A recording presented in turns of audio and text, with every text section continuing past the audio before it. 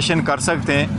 आज भी डिटेल बहस हुई है और इंशाल्लाह 1-2 दिनों में हमारी ये कंसल्टेशन कंप्लीट हो जाएगी और हमारा टिकटों वाला मसला फाइनल हो जाएगा और इंशाल्लाह ताला we will be going ahead to contest the election इंशाल्लाह। उसके बाद जो ख़बर आई है कि पेशावर हाई कोर्ट ने स्टे वेकेट कर दिया है और जो ऑर्डर किया था हमारा बल्ले की बहाली का वो वापस लिया है। मैं आपको सिर्फ ये बताना चाह रहा हूँ कि ये सबसे बड़ी रिफ्लेक्शन है इलेक्शन कमीशन के बायस होने पे। इलेक्शन कमीशन इस फाइल को, इस केस को ऐसे चेस कर रहा है जो कभी पहले किसी ने नहीं चेस किया है। मैं सिर्फ ये गुजारिश आपके सामने करूँगा कि ये अंडरस्टैंडिंग गलतफहमी है लोगों की कि इलेक्शन कमीशन को नहीं सुना गया था। जो हमारी हियरिंग 26 तारीख को हुई थी वो 4 घंटे पे हियरिंग हुई थी। उस वक्त हमारी पिटीशन में न उस वक्त न अभी न वफाकी हुकूमत पार्टी है न सूबाई हुकूमत पार्टी है। उस वक्त इलेक्शन कमीशन के बिहाफ से इलेक्शन कमीशन के सारे आर्गूमेंट्स उनके एडिशनल अटॉर्नी जनरल ने 1.5 घंटे बहस की है और उस बहस में उनकी सारी कंटेंशन रिप्रोड्यूस है।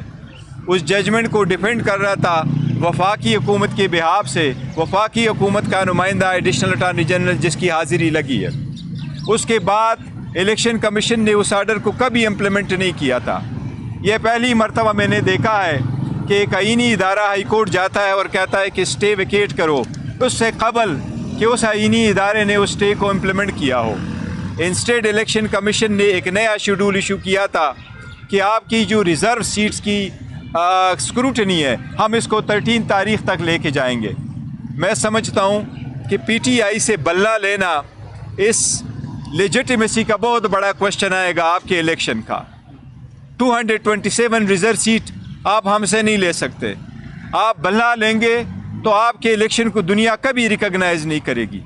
आप इस मुल्क के 859 सीट्स पे अगर आप इलेक्शन करवाएंगे इंडिपेंडेंट तो आपने बुनियाद रखी है और आप बुनियाद रखेंगे करप्शन की, हॉर्स ट्रेडिंग की, जिसके बारहा मजम्मत की गई है, जिसकी सबकी सुप्रीम कोर्ट बारहा कह चुकी है कि एक स्टेबल हुकूमत के लिए इस नासूर को आपको ख़त्म करना होगा।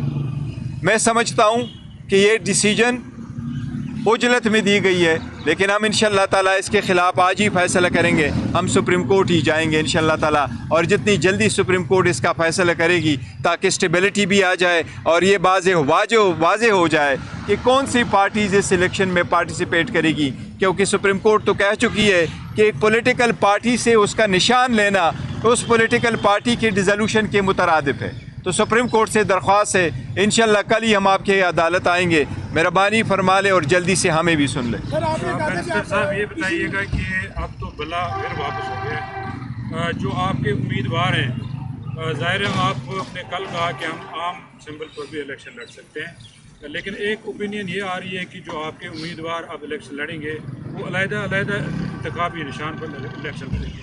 तो इस बारे में क्या देखिए, सुप्रीम कोर्ट अगर हमारा बल्ला बहाल नहीं करती और हमारे पास और कोई ऑप्शन नहीं रहता तो ऑब्वियसली इंडिपेंडेंट की हैसियत यही है कि हर उम्मीदवार को एक अलग से निशान मिलता है। देखो, इससे वोटर भी कंफ्यूज होंगे, डिसएनफ्रेंचाइज भी होंगे। सिस्टम जो भी जीतेगा उसमें डेमोक्रेसी की हार होगी, उसमें सिस्टम का हार होगा, उसमें जमहूरियत की हार होगी, उसमें एक स्ट्रांग पार्लियामेंट की हार होगी। ऐसा न कीजिएगा। सर ये बताइएगा, ख़ास तौर पे आपका बयान जो आज बहुत डिस्कस हो रहा है, IMF के साथ आपकी मुलाकात होती है और क्या आप लोगों ने एक कंडीशन सेट कर ली है कि अगर फ्री एंड फेयर इलेक्शन नहीं होते तो PTI की जो सपोर्ट IMF वायदे के साथ है वो विड्रॉ कर ली जाएगी? देखिए, मैं आपको एक मिनट में आपको एक बताता हूँ। मैंने इस पर स्टेटमेंट हमने दिए और 12 मरतबा दिए हैं और हम हर मरतबा ये कहते हैं कि इकानमी आपकी ख़राब हो जाएगी अगर आप free and fair transparent election नहीं कराएंगे और आपकी लेजिटिमेसी का भी क्वेश्चंस होगा। जो भी गवर्नमेंट आएगी ऐसी इलेक्शन के नज़र में उनकी लेजिटिमेसी का भी बहुत बड़ा क्वेश्चन होगा।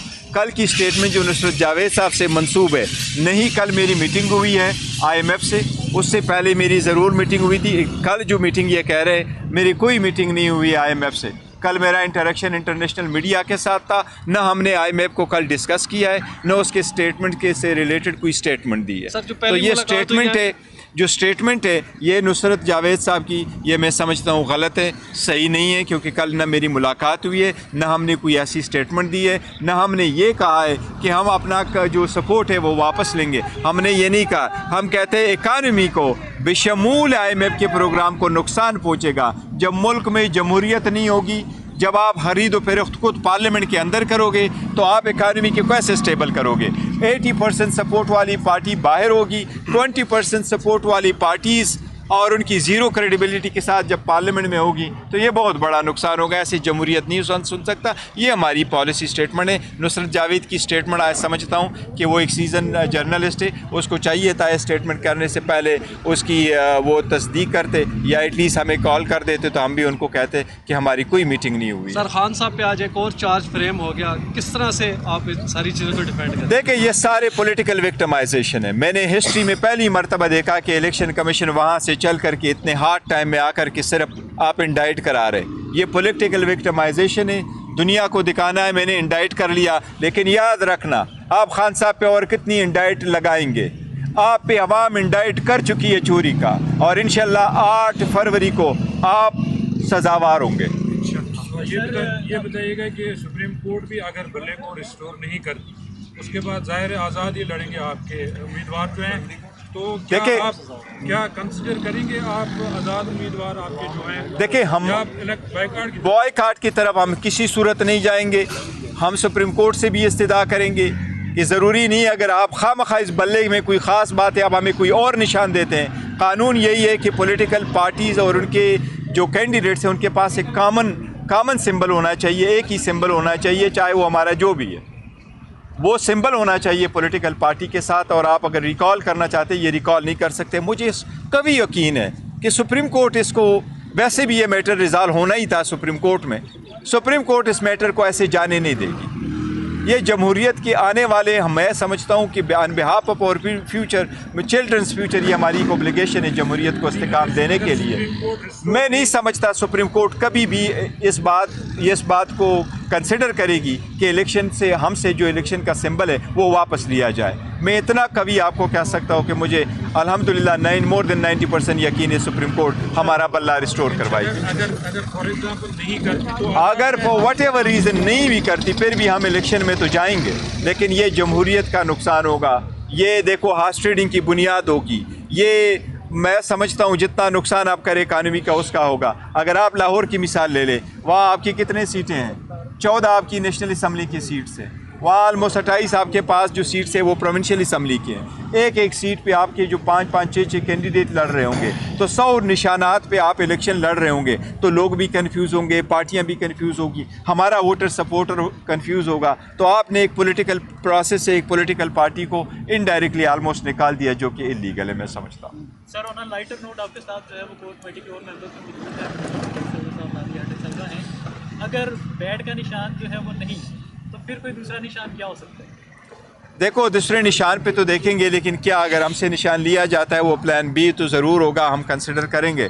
लेकिन आगे क्या होता है, सबसे पहले वैसे हमारी सुप्रीम कोर्ट से दरख्वास्त है कि वो सुप्रीम कोर्ट इस पर जो भी हम करेंगे तो एक्शन कर ले। देखिए अदलिया में जल्दी होना चाहिए था। एक बात ये बताऊँ आपको, जब last time Peshawar high court में भी हेयरिंग हुई थी, पेशावर हाई कोर्ट ने भी ये कहा था कि ये डीबी सुन सकती है, सिंगल जज नहीं सुन सकता। सिंगल जज आपको सिर्फ स्टे दे सकता है। और ये पूछा गया था कि फ़र्स्ट अवेलेबल डीबी में ये केस रखे ताकि फ़ैसला हो। उस वक्त भी हम चाह रहे थे कि 1-2 को उस दिन फैसला हो जाते, क्या कि जो भी है एक तरफ हो जाए ये मसला एंड वी प्रोसीड फर्दर। उस वक्त भी ये रखा था। भाई ये extreme bias of the election commission show कर रहा है, इलेक्शन कमीशन के इम्प्लीमेंट किए बगैर आप जाते हैं कोर्ट में, और सिर्फ एक पार्टी के ख़िलाफ़ आप जाते हैं, बाकी पार्टियों के ख़िलाफ़ नहीं जाते। PMLN ने आपसे रिकॉर्ड पे 21 दिन का टाइम मांगा, आपने 60 दिन टाइम दिए थे इलेक्शन करने के लिए, आपने 7 महीने हमारे ऑर्डर को रोके रखा था। ये भी अवाम की अदालत में आपको जवाब देना होगा। बैरिस्टर साहब बकौल आपके एक सिंगल पार्टी को बिल्कुल अलहदा किया जा रहा है, आप पॉलिटिकल पार्टी हैं, आपके इत्तेहादी की तरह इस मुल्क में बहुत सारी सियासी जमातें हैं, उनके साथ डायलॉग कोई ऐसी ऑप्शन मौजूद है कि आप भी इस सिस्टम में दाखिल हों और बेहतरीन? देखिए डायलॉग हर वक्त होना चाहिए, डायलॉग पॉलिटिकल पार्टीज़ करती रहती हैं। अगर डायलॉग की तरफ जाता है ज़रूर होनी चाहिए। हमने तो कभी नहीं कहा कि हम डायलॉग नहीं चाहते, लेकिन किस ग्राउंड पे हमने डायलॉग करना है, इलेक्शन के लिए, इलेक्शन की फ्रीडम के लिए, इलेक्शन के एक दिन पे होने के लिए, इलेक्शन सबके पार्टिसिपेशन के लिए, लेवल प्लेइंग फील्ड के लिए। हम तो अनकंटेस्ट इलेक्शन करना नहीं चाहते। हम तो कह रहे हैं हमारे कैंडिडेट होंगे, अगर नहीं भी तो अंडर 19 लड़ाएंगे, बराबर से लड़ाएंगे, जगह आपको खाली नहीं छोड़ेंगे। ये वो अंडर 19 से भी घबराए हुए हैं और इंशाल्लाह इनकी शिकस्त होगी 8 तारीख को, देखते जाइएगा। बैरिस्टर साहब, खलाई मखलूक से मुलाकातों की बातें चल रही हैं, क्या आपसे भी कुछ लोग मुलाकात हुई आपके साथ? सर मेरी किसी के साथ मुलाकात नहीं हुई। मैं आपको अपने ज़ाती अगर बताऊँ तो न मुझे कोई फ़ोन आया, न कोई थ्रेट आया, न कोई धमकी आई है, न मेरे कोई किसी को फ़ोन किया, न मेरे के साथ किसी मुलाकात हुई है। Very straight forward proceeding in democracy like the rest of the world. Thank you.